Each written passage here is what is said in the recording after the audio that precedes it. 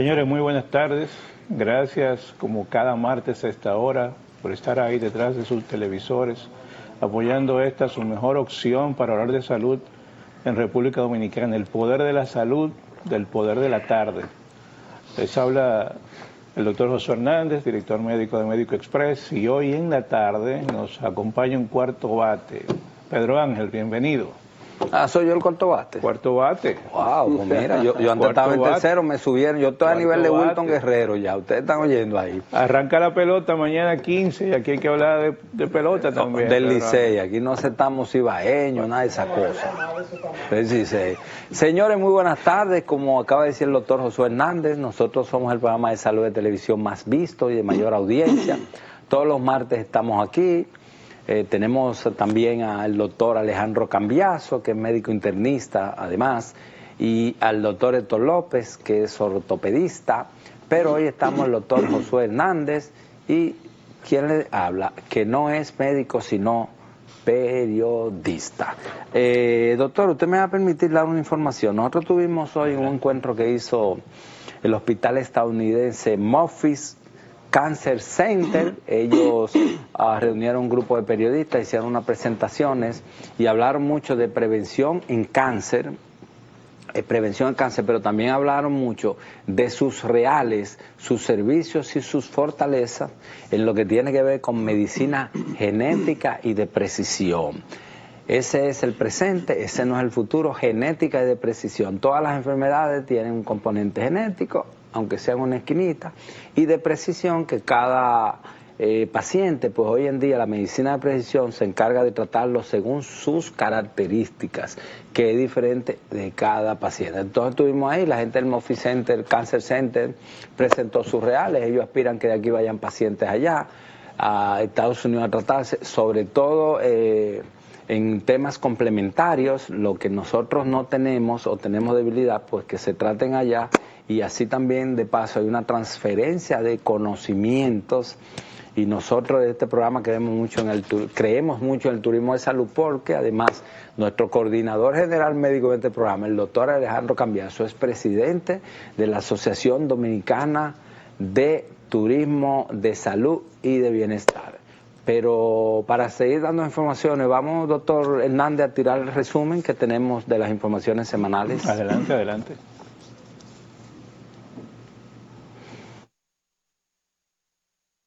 Esta semana se conmemoró el Día Mundial de la Trombosis con un llamado a prevenir los factores de riesgos que son inmovilidad prolongada, como viajes largos, cáncer, cama y hospitalización por mucho tiempo, sedentarismo y cirugías, sobre todo las ortopédicas y estéticas. La trombosis se produce por la formación de coágulos sanguíneos que puede derivar en complicaciones graves como embolias pulmonares o accidentes cerebrovasculares. Y la Asociación para el Estudio de la Obesidad llamó a la población a mantener estilos de vida saludables y a las autoridades a persistir en campañas educativas, esto con el fin de bajar los altos índices de obesidad y sobrepeso que se mantienen por encima del 70% en la población. La firma Minsa presentó un novedoso videoprocesadora para procedimientos endoscópicos que ofrece imágenes nítidas. Esto lo hizo en el Congreso Dominicano de Gastroenterología. Y en Suecia, señores, se convirtió, o más bien ese país se convirtió en el primero donde los médicos recomiendan viajes para tener salud. Viajes que incluyen prácticas de bienestar y holísticas. Señores, síganos en nuestro Instagram, resumendesalud.do. Señores, la semana pasada, para recapitular un poco, Pedro Ángel, hablamos e hicimos el siguiente comentario. 30% de la población dominicana sufre de la presión arterial. Y eso predispone a temas relacionados con infarto agudo del miocardio y temas de derrame cerebral, como le llaman las personas, accidentes vasculares cerebrales. Más del 10% de las personas sufren de diabetes. En esta semana es importante ese tema porque se hacen muchas actividades en este mes para temas de prevención de diabetes. pero que hicimos hincapié en que más del 25% de la sociedad dominicana sufre de algún trastorno de salud mental, sobre todo ansiedad y depresión. Señores, y creo que hemos avanzado en temas de atención, pero nos falta mucho por hacer en temas de salud mental.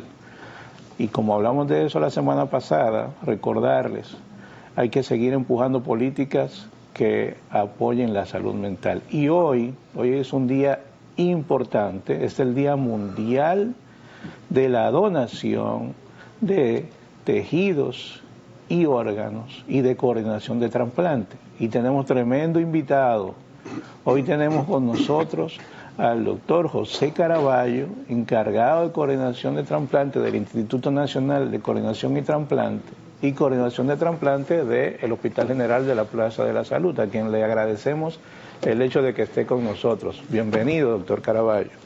Muchísimas gracias, Josué y Ángel, por la invitación.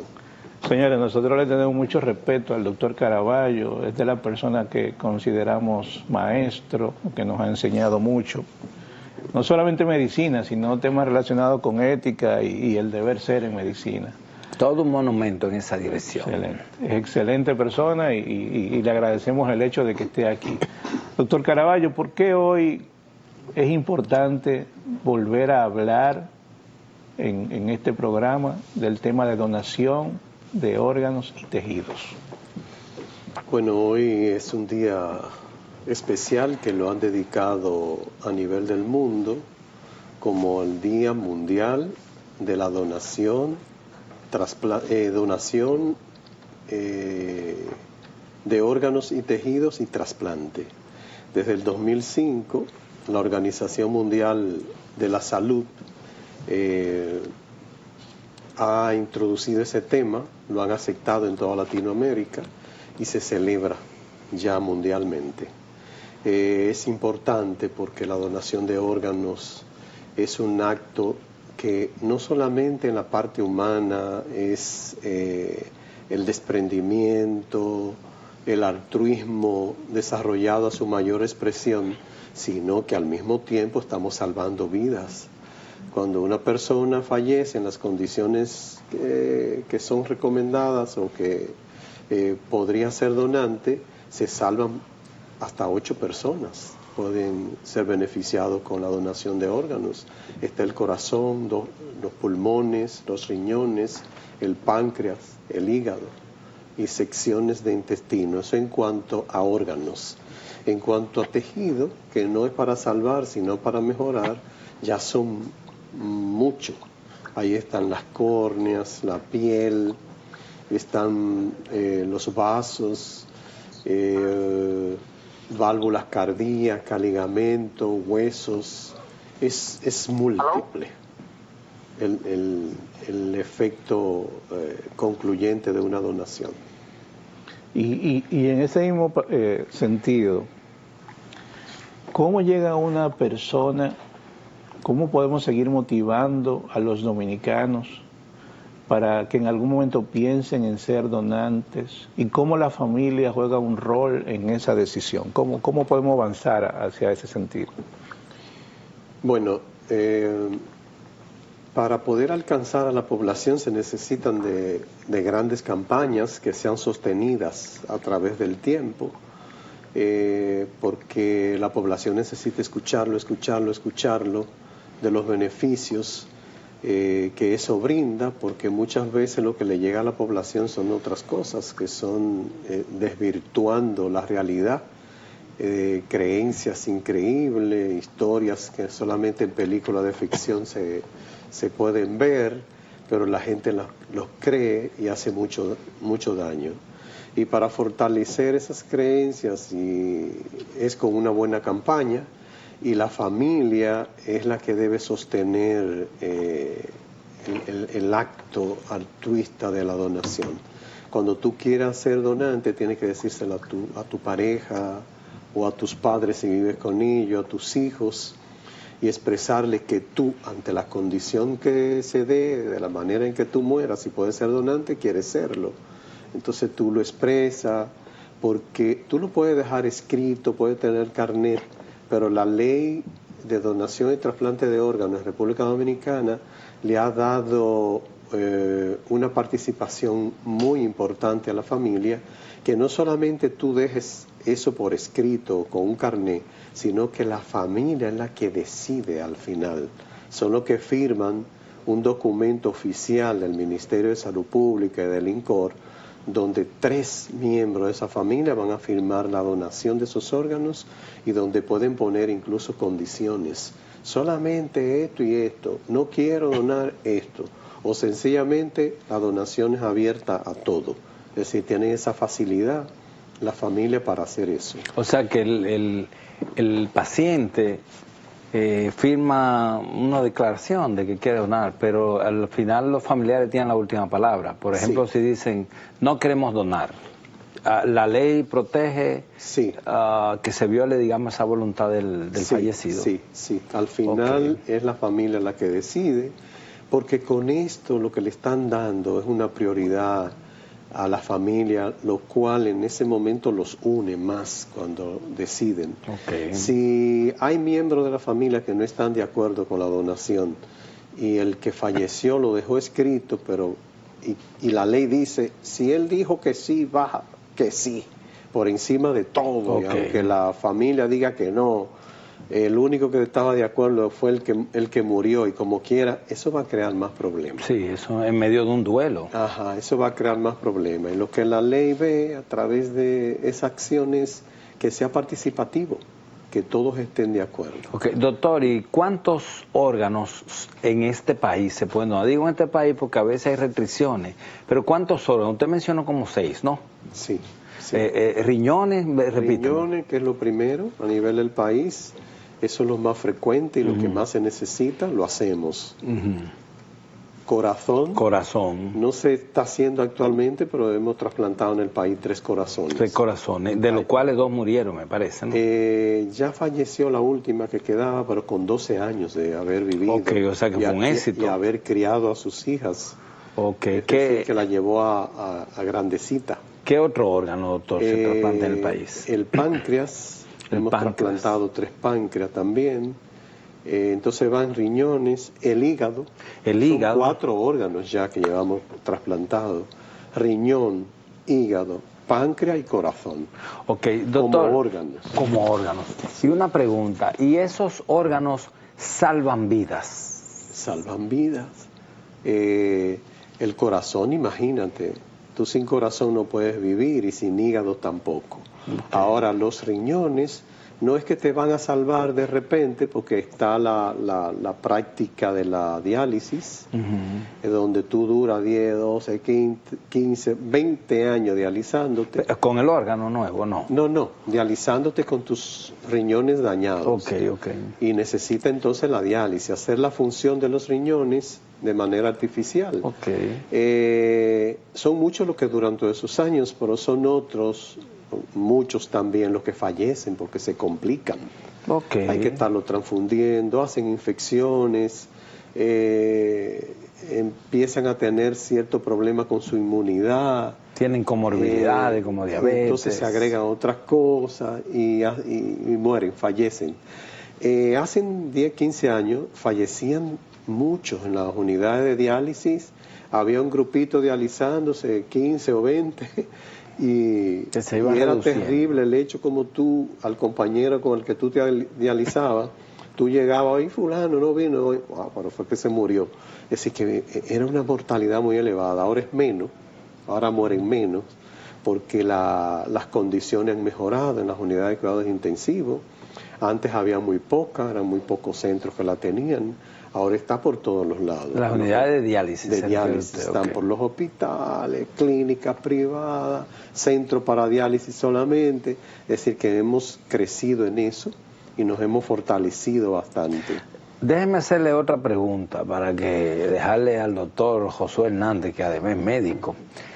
Doctor, ¿y desde cuándo en Dominicana estamos haciendo trasplantes y qué órganos estamos trasplantando? Bueno, el primer trasplante fue en la década del 80, eso fue en Santiago, en el Hospital Cabral Ibá, el doctor Vaquero, hizo el primer trasplante a una niña, un trasplante renal, de donante vivo. Se hizo sin haber un programa directamente, sino que se reunió un equipo de médicos que todavía andan por ahí, que son maestros de la medicina. Luego se hizo un programa que escúchame, en ese tiempo no había ley de trasplante. No había ley. No había ley, ok. No había ley, porque la ley ya fue en el 98. Que crea el INCOR. Hicimos esos primeros, el INCOR, que crea el INCOR, el Consejo Nacional de Trasplante. Esos primeros trasplantes eran fuera de la ley. Sí, fuera de la ley. Pero se admite porque se empieza así.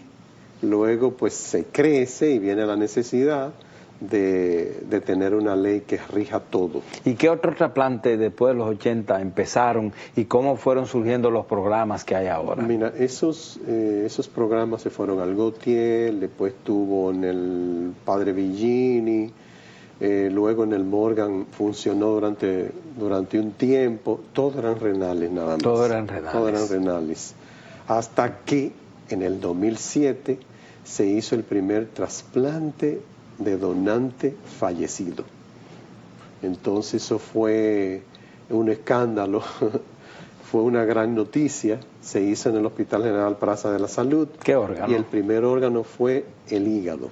Oiga eso, es decir que no fue renal, porque para eso tiene que haber una preparación que es muy exigente comparada con el hígado.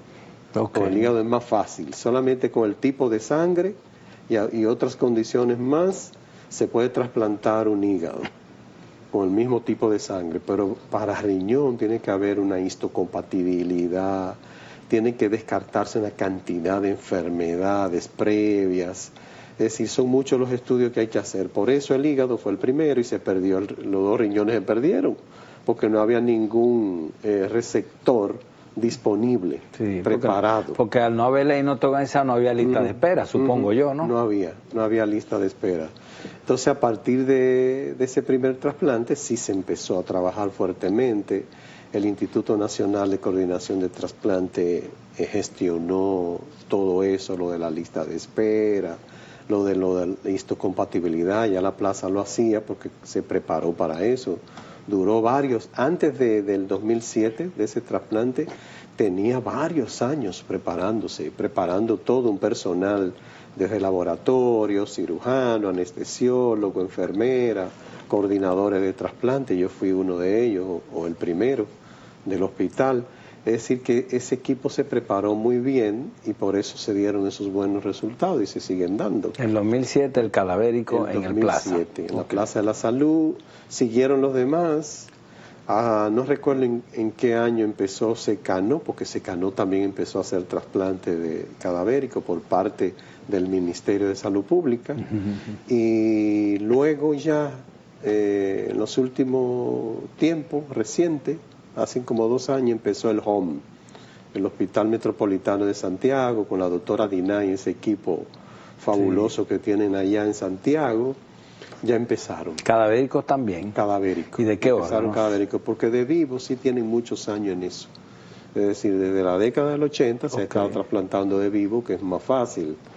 Pero de cadavérico fue del 2008. Miren, sería bueno, porque el doctor lo ha mencionado en varias ocasiones, y es probable que hayan personas ahí escuchando y que como que no entiendan.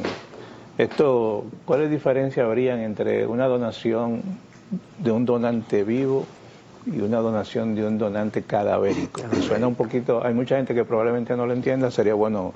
De una persona fallecida. Una persona fallecida. Mira, la donación de donante vivo se da entre la familia.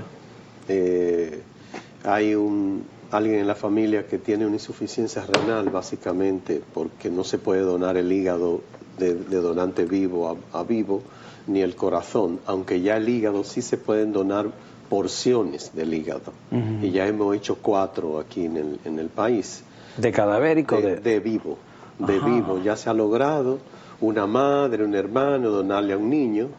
Hígado. El hígado. Porciones, o sea, cortan un pedazo y trasplantan un lóbulo grande, que es el derecho, y un lóbulo pequeñito, que es el izquierdo. Y entonces se lo dan a un niño. Okay. Ese hígado va a ir creciendo, ese pedacito de hígado va a ir creciendo. Como una siembra. Entonces, esos son los donantes vivos, que pueden ser también de amigos, de pareja, de cuñado. Tiene que haber un vínculo, porque con eso se evita lo que le llamamos el tráfico de órganos, que la ley lo persigue y lo castiga con cárcel y con muchísimas cosas más, porque no se puede permitir eso, jamás. Sí, incluso hay países como Colombia, que es la referencia que tengo, que prohíben la donación de órganos de cadáveres, cadavéricos, me parece, ¿no? O sea, eso está relegado solo para los colombianos. En la lista de espera de los colombianos, pues ahí, pero ningún extranjero puede ir a Colombia a... Pero eso cambió hace poco, porque Colombia era como el oasis de que cuando tú tuvieras un problema de trasplante, ir allá, te quedaba un tiempo allá y fácilmente lo conseguía.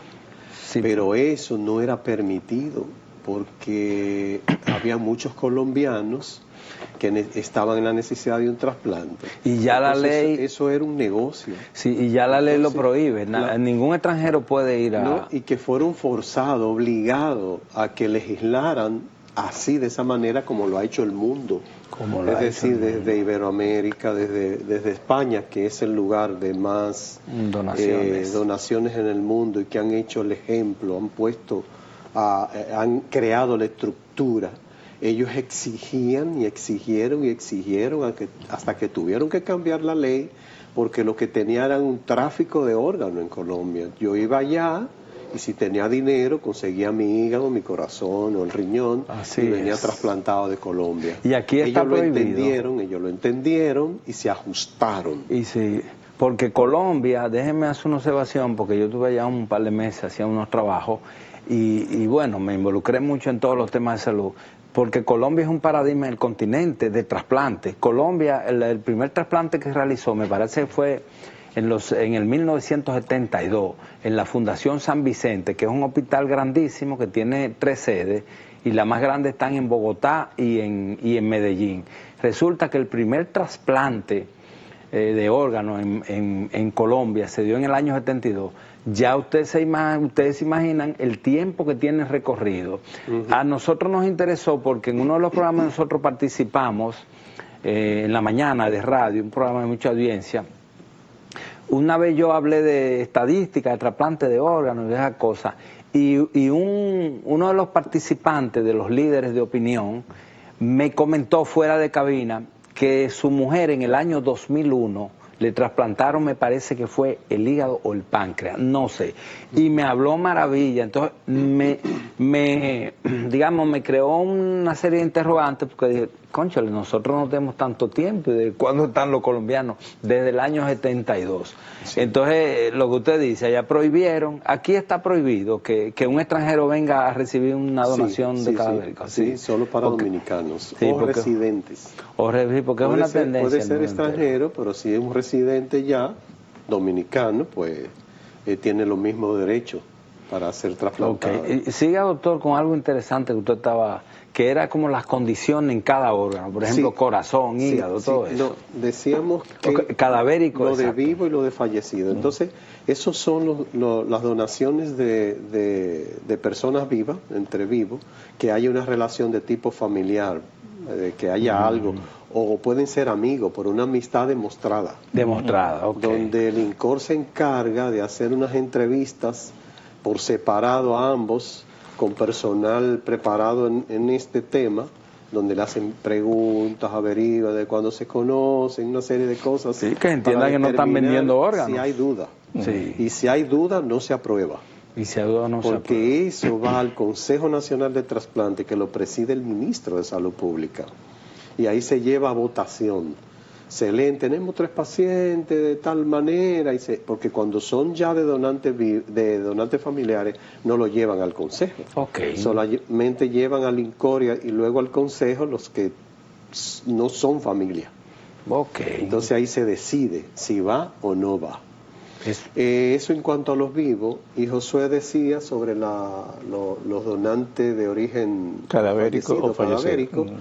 Ese es como lo especial dentro de la donación, porque eso implica que una familia que ha perdido a su ser querido en el momento más doloroso, en el momento más fuerte que pueda tener un ser humano, que es cuando siente dolor en el alma por perder a su hijo, a su hermana, a su esposa, a su padre.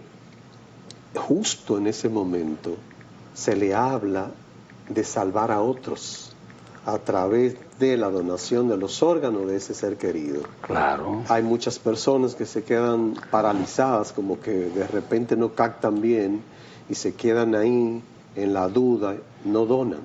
Pero hay otros que tienen esa capacidad tan extraordinaria que en ese momento tan fuerte, tan intenso, pueda pensar en los demás. Puedan pensar que otras personas que van a morir, porque hay personas que están en una lista de espera hepática donde le quedan 3 meses de vida, 4, 5. Si de repente usted dona y trasplantan a esa persona, va a vivir de manera indefinida, 10, 12 años, 14, 15. Sí, lleva usted le está dando la oportunidad.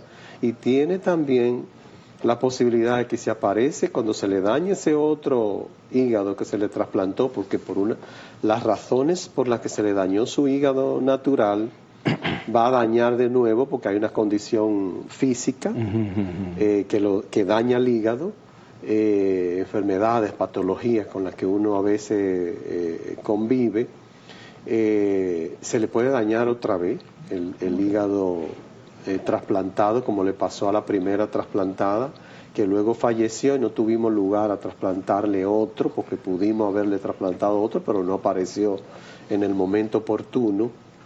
Entonces eso puede suceder, y es extraordinario que eso suceda. Esa es la gran diferencia entre la donación de donantes vivos y la de fallecidos.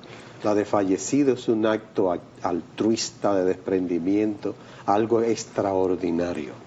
Señores, antes de irnos a la pausa, yo voy a leer unas estadísticas de la situación global de los trasplantes. Según el Observatorio Mundial de Donación y Trasplante, en el año 2023 se realizaron 171.762 trasplantes de órganos en 89 países. Se estima que anualmente se realizan unos 150.000 trasplantes de órganos sólidos en todo el mundo, y eso supone un aumento en los últimos años del 52% con relación al 2010. Ahí entra un poco lo que usted dijo. La tasa mundial de donación de órganos procedentes de donantes fallecidos por millón de población se redujo en 17.6%. Hay un problema, la gente no está donando.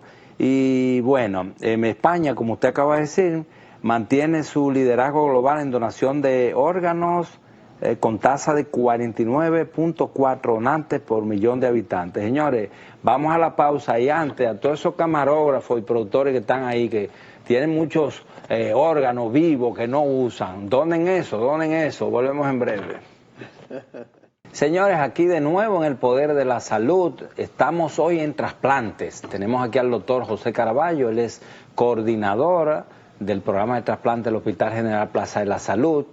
Y yo quiero hacer en público y contarle al doctor algo que me pasó el fin de semana, que tiene que ver con los trasplantes. En mi etapa de reportero, hace, no sé, 20, 25 años, yo entrevisté al doctor Valdés, que era una eminencia oftalmólogo que llevaba un programa de trasplante único en ese tiempo de córneas en el Hospital Luis Eduardo Aybar. Yo lo entrevisté y, revisando unos papeles, desempolvando cosas, me topé con que para esa fecha, supongo que 98 o 99 era mi etapa de reportero, yo doné mis córneas, inmediatamente yo desempolvé eso, le tomé foto, se lo mandé a mi hijo y a mis hermanos y dije, yo quiero que respeten esta voluntad de donación. Hago la anécdota porque yo quiero preguntarle al doctor, cuando una gente, por ejemplo, yo doné mis órganos, pero yo quiero donar más órganos. Cuando una gente quiere donar, cuando fallezca, ¿qué debe hacer? ¿A quién llama? ¿Qué requisitos debe cumplir? Etcétera. Bueno, lo primero es que debe hablar con la familia, porque ahorita hablábamos de que la familia es la que toma la decisión en el último momento, pero es sumamente importante tener esa expresión personal, es decir, dejarlo, es decir, expresarlo y dejarlo escrito, ya sea con un carnet que lo va a emitir el Instituto Nacional de Coordinación de Trasplante, el INCOR. Lo puedes solicitar vía, ¿cómo es esto? Que te meten en el online, hay un portal para eso. Sí. Usted tiene la dirección de ese sí, INCOR. Entonces tú te metes ahí y llenas el formulario. También puede ser personalmente. Escuchen, vamos por parte para que la audiencia entienda. El portal es de que del instituto, menciona el nombre completo. Instituto Nacional de Coordinación de Trasplante, INCOR. Con T de Tata al final. Sí, sí. Ahí hay uno accesa a ese portal y ahí están los... Sí, la página para el espacio. Esa es la primera. ¿Qué otra vía hay para aquel que quiera donar sus órganos ir en vida? Personalmente al INCOR. Allá te llenan tu carnet. Esa es la vía, pero siempre se les recomienda que debemos hablar con los familiares para que estén conscientes de eso. Inmediatamente uno firma la donación. No, desde antes tú hablas con tu familia, mira, yo soy donante, o después, no importa, porque no va a ocurrir nada, sencillamente es que ellos lo sepan. Que ellos lo sepan para que cumplan la voluntad. ¿Y dónde está el INCOR, doctor? Porque yo voy la semana que viene a donar todo, yo no quiero nada, porque yo quiero que otras personas vivan a través. Usted sabe lo grande que debe ser para los hijos de uno, que hay una gente por ahí caminando, viviendo con el corazón de uno. Eso debe ser una cosa. ¿Dónde está el INCOR? Yo voy para allá huyendo. Está en la zona universitaria, en la calle Presidente Irigoyen. El número no recuerdo, lo googleé ahí. Cortita. Ahí está ubicado. Mira, hermano, yo quería comentar algo aquí, ya que está el doctor Caraballo acá con nosotros acompañándonos. Nosotros los médicos somos los primeros que tenemos que estar convencidos de que es importante donar, porque donando salvamos vidas. Y como médico emergenciólogo, le estoy haciendo un llamado a todos los médicos que están en sala de emergencias, porque es ahí donde llegan los pacientes críticamente enfermos después de un accidente de tránsito, tanto que hemos hablado aquí, tantos pacientes que llegan por accidente de tránsito, trauma craneoencefálico severo, y donde ese médico que está ahí en sala de emergencia, una vez que evalúa ese paciente y hace el diagnóstico de muerte cerebral, y muerte cerebral, doctor, es muerte, tiene la responsabilidad de llamar al coordinador de trasplante de su regional. Estamos hablando en sentido general, aquí en cada región de salud hay un coordinador de trasplante y hay un grupo de personas, que el doctor puede decir el dato, que está en lista de espera por un órgano, y otra lista mayor que está hoy en diálisis esperando la oportunidad de ser trasplantado. Pero muchos pacientes llegan a sala de emergencia con muerte cerebral y no avisamos a la coordinación, y muchas oportunidades se pierden. Y perdone, doctor, y doctor Caraballo, y si el familiar, si el fallecido no ha firmado un deseo de donar y el familiar desea donar, ahí se entra puede. El coordinador de trasplante, es el especialista en ese momento. Siempre los coordinadores de trasplante de órganos vamos a hablar con la familia. Hayan dejado o no algo escrito, como la familia decide, al final siempre vamos a conversar con ellos, vamos a hablar de todas las situaciones que se ha presentado con él, cómo llegó, cómo evolucionó. Hay que hacer un estudio que confirme esa muerte. No solamente es clínico, porque se hace un protocolo neurológico donde cuando tú lo realizas te dice si está muerto o no clínicamente, desde el punto de vista neurológico, pero la ley exige, para evitar los errores humanos, diría yo, exige que se le realice un estudio, ya sea, hay estudios gamagráficos a nivel cerebral, tomográfico, y la sonografía. ¿Y quién lo cubre eso? Lo cubren los seguros médicos. O sea, los familiares tienen que hacerse cargo del pago de esos estudios previo a No, cuando ya se ha intervenido, que el INCOR interviene, si está en un centro donde le cobran, los seguros lo cubren. Ya eso no va. Es decir, todo lo que es diagnóstico de muerte encefálica, eso lo cubre el INCOR. O lo ha cubierto durante muchos años la Plaza de la Salud cuando el donante está en otro centro que no es allá. Ha cubierto esos estudios que no lo tiene que hacer el seguro. El INCOR se entiende con las ARS y paga eso. Sí, pero ya los trasplantes renales están cubiertos por las ARS y cubren el diagnóstico instrumental ya actualmente. Y se está trabajando para que se cubra corazón, se cubra hígado y médula ósea. Se está en eso. Pero aquí no se está trasplantando médula ósea. Sí, se trasplanta médula ósea hace muchos años. ¿Dónde? ¿En qué En el programa? Hospital General Plaza de la Salud. Porque, clarifíqueme, ¿cuántos programas de trasplante hay en República Dominicana? ¿La Plaza de la Salud? ¿El Hospital Plaza de la Salud? De programa para trasplante de pacientes fallecidos, de órganos de pacientes fallecidos, Hospital General Plaza de la Salud, primero, segundo, Secanó en orden de aparición, y luego el Hospital Metropolitano. ¿Y de donantes vivos? De donantes vivos hay más, está CEDIMAD, hay clínicas. La UCE duró muchos años trasplantando con el doctor José Juan Castillo, que es el actual director nacional del INCOR. Que es nefrólogo y urólogo. No, nefrólogo. ¿Él es nefrólogo? Nefrólogo, sí. ¿Seguro? Sí, nefrólogo. Yo creo que él fue presidente de la Sociedad de Urología, ¿no? No. Nefrología. No. Es nefrólogo. Ahora hay uno con mi apellido, el doctor Juan Caraballo, famosísimo también, que él es urólogo. Él es urólogo. Y ha trabajado mucho en trasplante. Yo creo que el doctor Juan José Castillo, José Juan Castillo, yo creo que él es urólogo. Es nefrólogo. No, nefrólogo. Nefrólogo, bueno, sí. Está bien, usted está más Sí. Doctor, y en ese sentido, en seguir empujando, concientizar a la población, el Instituto Nacional de Coordinación y Trasplante, que entiendo que está haciendo actividades fuertes, inclusive creo que hoy habían unas actividades que está haciendo el instituto para apoyar esto de donación. ¿Qué estamos haciendo a nivel de nacional? Son muchas las acciones. Hay programado una campaña nacional a través de Radio Televisión Dominicana, que se hizo contacto con Iván Ruiz y todo su equipo de producción.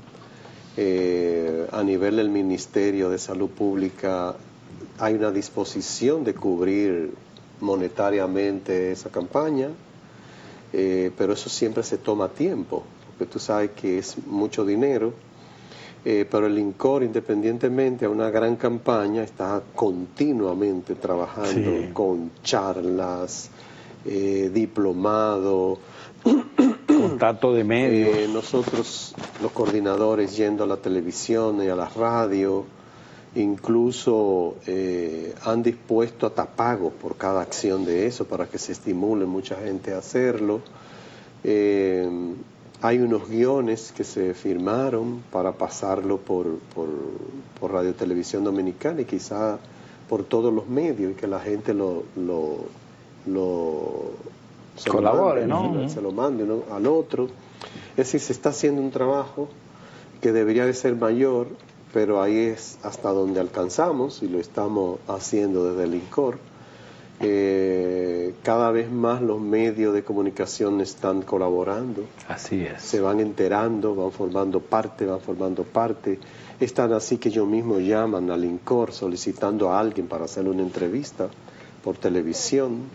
Es decir que se va caminando. Elsie Fernández, colega periodista, muy activa y que ha sido responsable en los últimos años de mantener ese contacto de medios, mandando información, notas y demás. ¿Cuál es el director del INCOR ahora? Porque ya Morales no está, ¿no? Morales no está, él concluyó ya con un periodo bastante largo.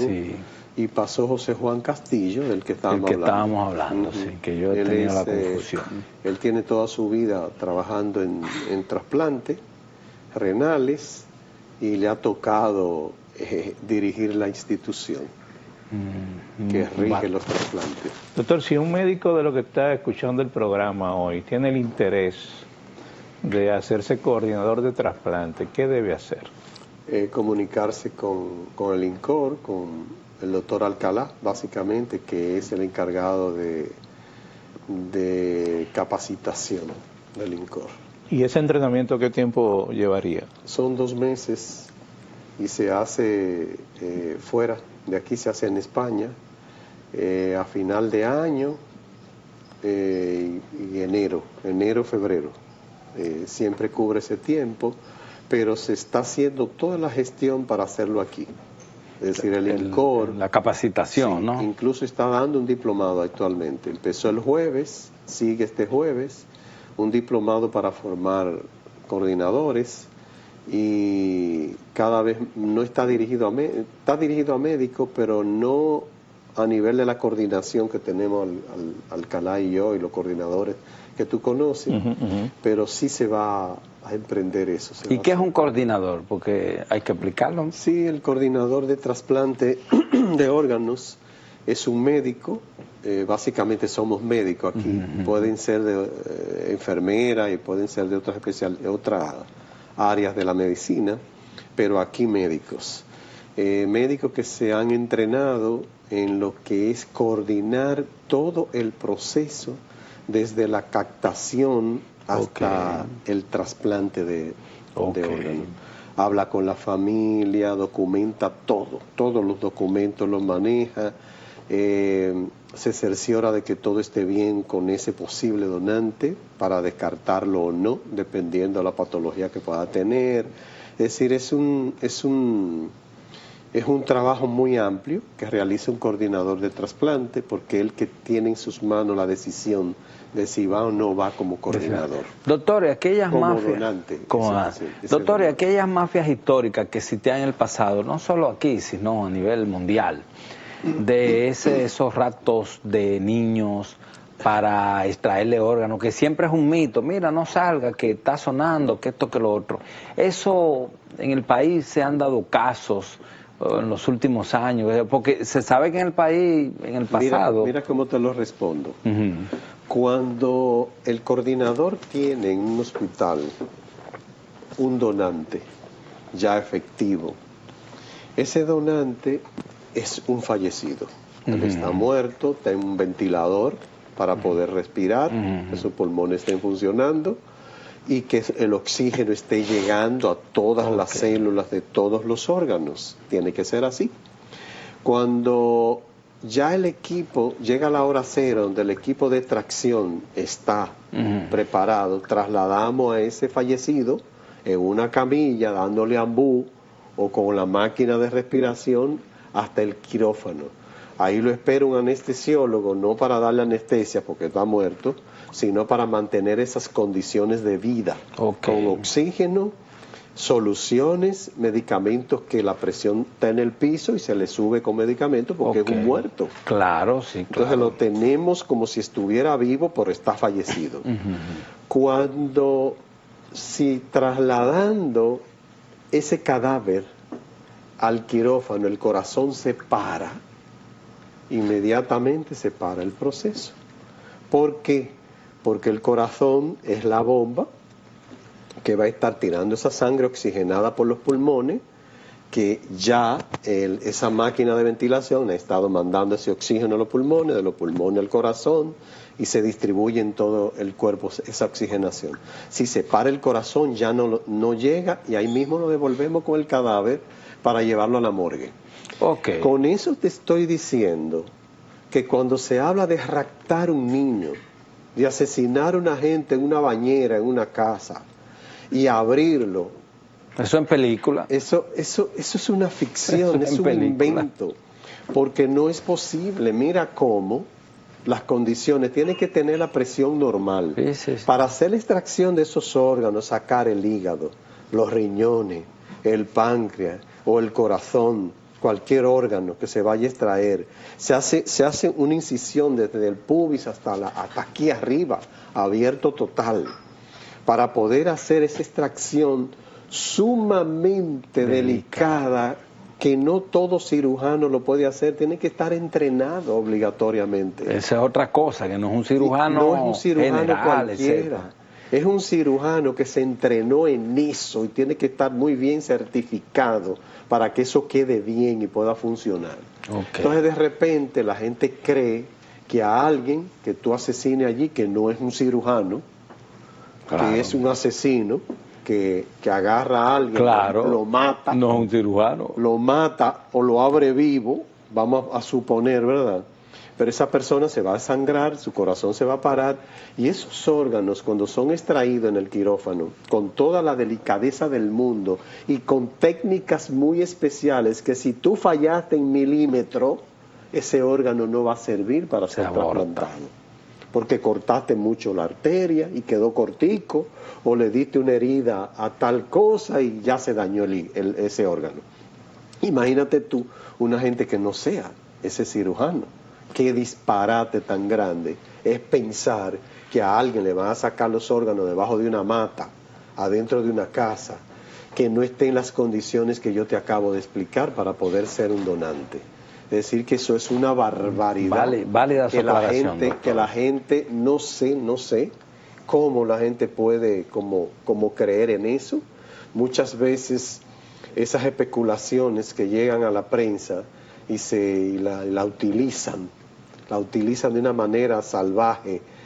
No sé si será para vender el periódico, no sé qué es. Tarea para el área de comunicación del INCOR. Pero es muy fuerte popularizar eso. Señores, el tiempo es tirano, de verdad que sí. Ha sido hoy una charla, una conversación muy, muy edificante.